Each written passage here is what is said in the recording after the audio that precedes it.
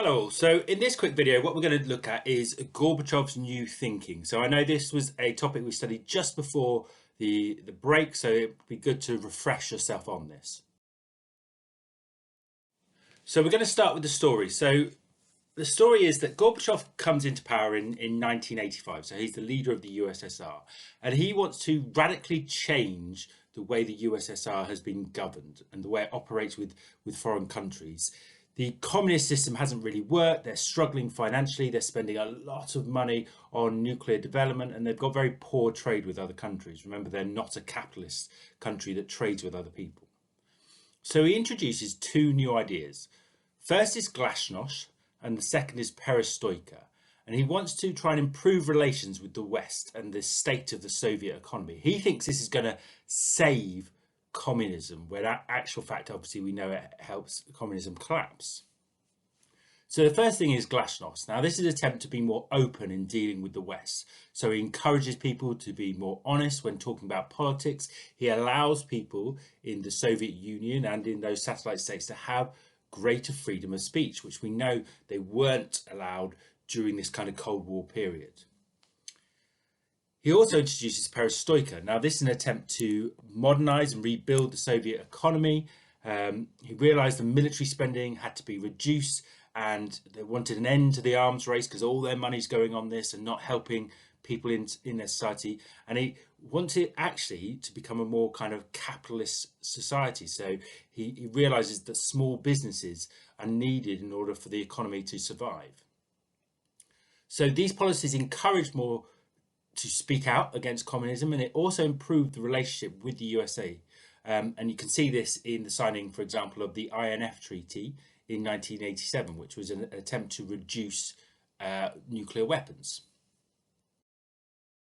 So now let's look at the consequences. So Gorbachev's leadership coincided with a change in thinking of Washington. So Reagan, who had hated this evil empire, part of the Second Cold War, saw Gorbachev as a leader he could develop relationships with, diplomatic relationships, and they took a softer line towards them. So Reagan took the opportunity of working with this younger Soviet leader to develop the relationship between the countries, and it improved the relationship. Second consequence is that obviously this new thinking, these reforms of glasnost and perestroika, encouraged satellite states to introduce changes which would improve their standard of living and increase their individual freedoms. And what this does, it acts as a kind of catalyst for people in Eastern European countries who had spent so long under Soviet control to want more and more freedoms, and actually to escape the clutches of the USSR. And they start rising up against the USSR, and this led to countries like Poland breaking free, and then other Eastern European countries, and obviously the fall of the Berlin Wall.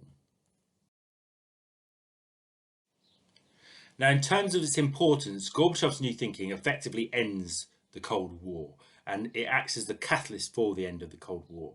So importance one, this change of thinking made countries in the USSR believe they could break away.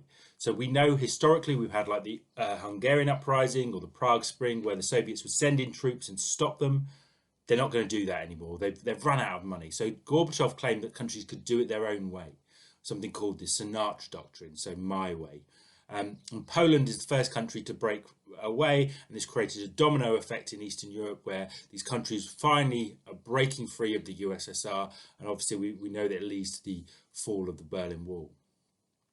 Importance two, it effectively ends the Warsaw Pact, and obviously we've got the fall of the Berlin Wall, and effectively that division in Europe has come to an end. The Cold War is over. There's no longer two armed alliances confronting each other. And actually what that also does is, obviously, Gorbachev had intended to try and he thought this was going to keep communism alive, but actually it destroys communism. So Gorbachev loses power. We get the breakup of the Soviet Union. He announces his resignation, and effectively we've got the end of the Cold War.